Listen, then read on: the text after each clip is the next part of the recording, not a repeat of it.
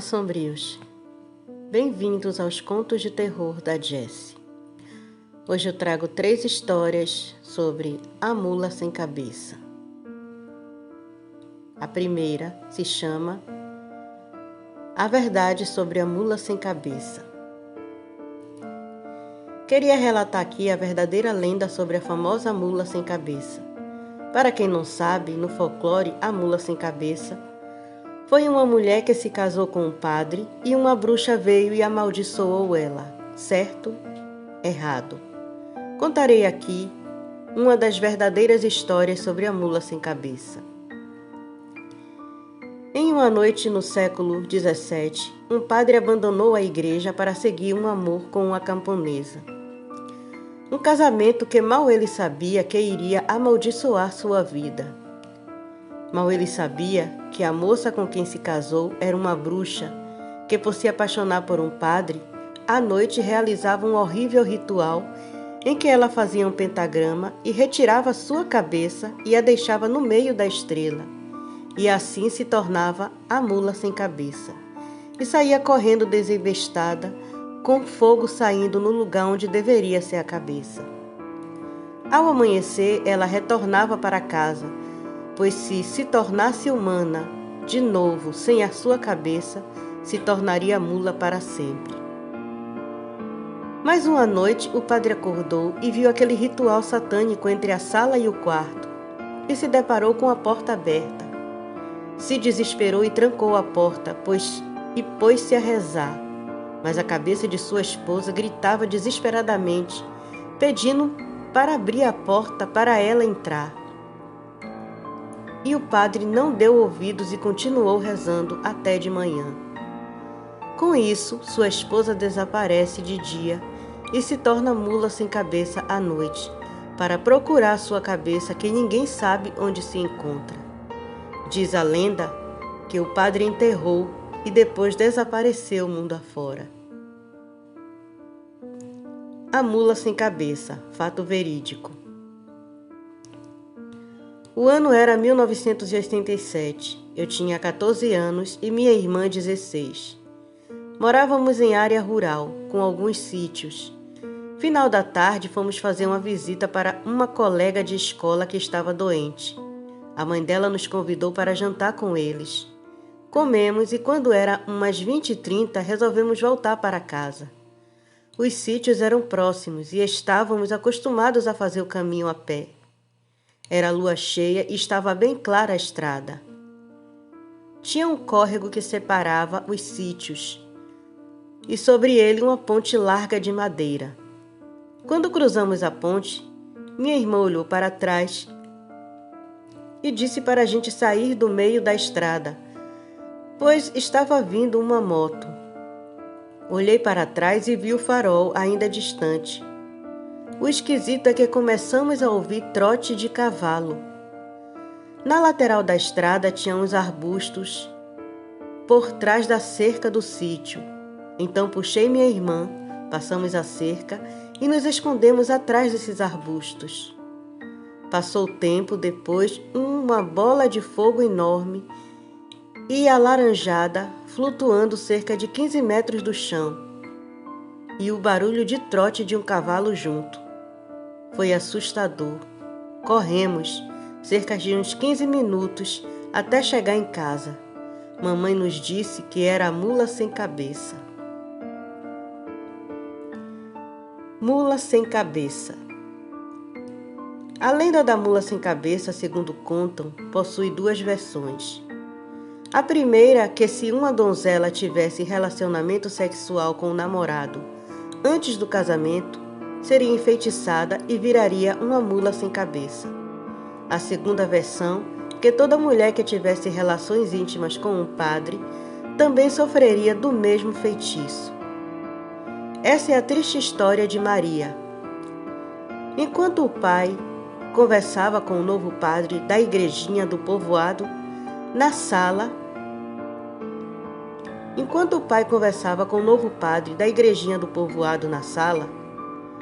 "Pare com isso, menina.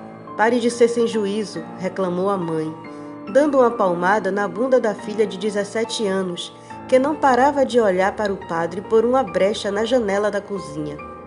Quem manda ele ser tão bonito? Eu só estava olhando, mãe, respondeu a filha. Isso é pecado, menina.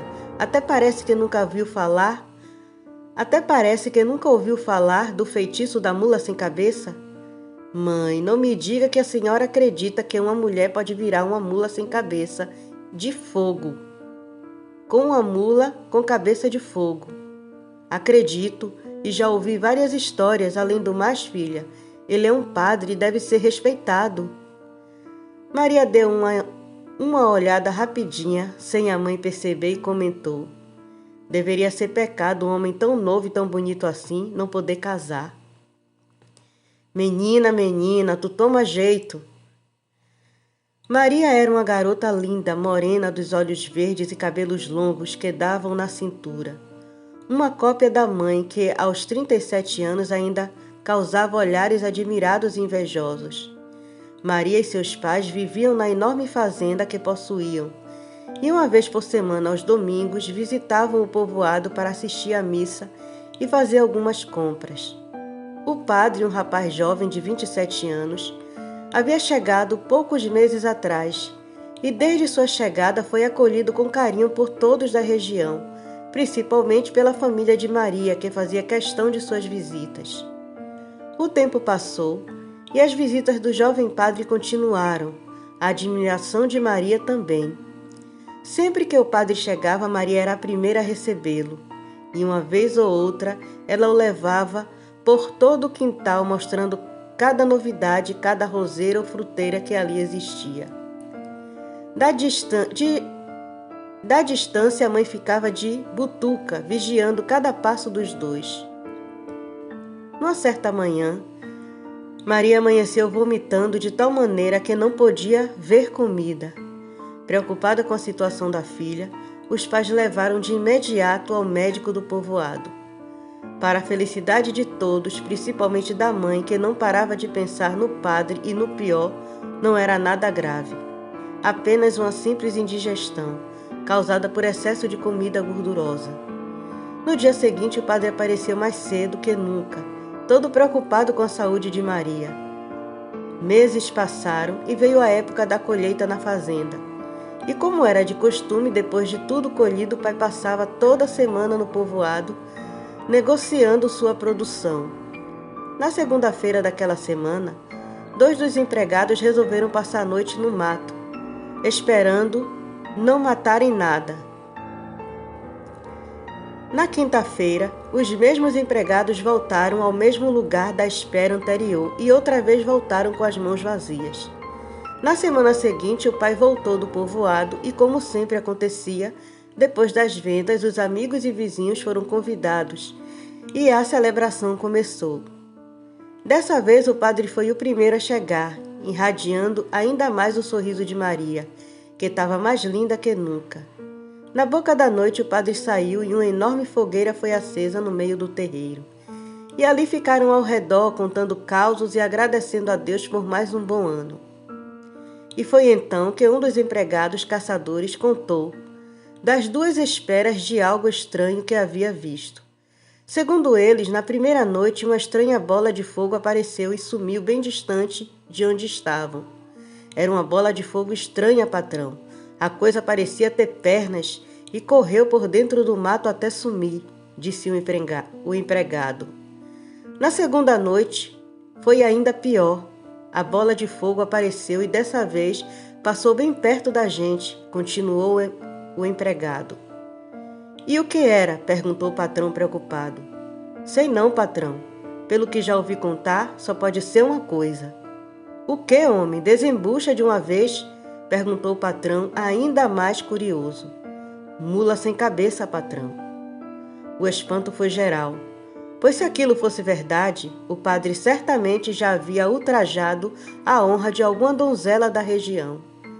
Na semana seguinte, o patrão acompanhou 2 dos empregados e outros 3 resolveram passar a noite, esperando no local onde a mula sem cabeça foi vista. Armados e nos topos das árvores, eles esperaram. As horas passaram, a ansiedade de todos aumentava. porém nada da mula apareceu. Por volta das 2 da manhã, finalmente uma pequena bola de fogo apareceu bem distante, e pouco a pouco foi chegando. A mula sem cabeça já não era somente um conto, uma história ou lenda. Era uma realidade apavorante que chegava relinchando, soprando, clareando e sapecando tudo à sua frente. As armas engatilhadas e apontadas esperavam pelo momento certo. O coração do patrão apertava cada vez mais. O medo de descobrir a identidade da enfeitiçada o atormentava. Segundos depois, a mula sem cabeça chegou e o tiroteio começou de um lado e outro. Um vendaval de balas, mas a mula sem cabeça não caiu, nem sequer parou. Seguiu seu trote barulhento e assustador até sumir mato adentro. Minutos depois, o patrão desceu, reuniu os empregados e saíram em direção à casa, assustados e pensativos. Quem poderia ser a infeliz donzela? Ao chegar na residência, o pai foi direto ao quarto de Maria. Ela dormia tranquilamente. Ele agradeceu a Deus e foi ao seu quarto. E ao abrir a porta, o mundo veio abaixo, pois, caída do lado da cama, estava o corpo de sua querida esposa, crivado de balas.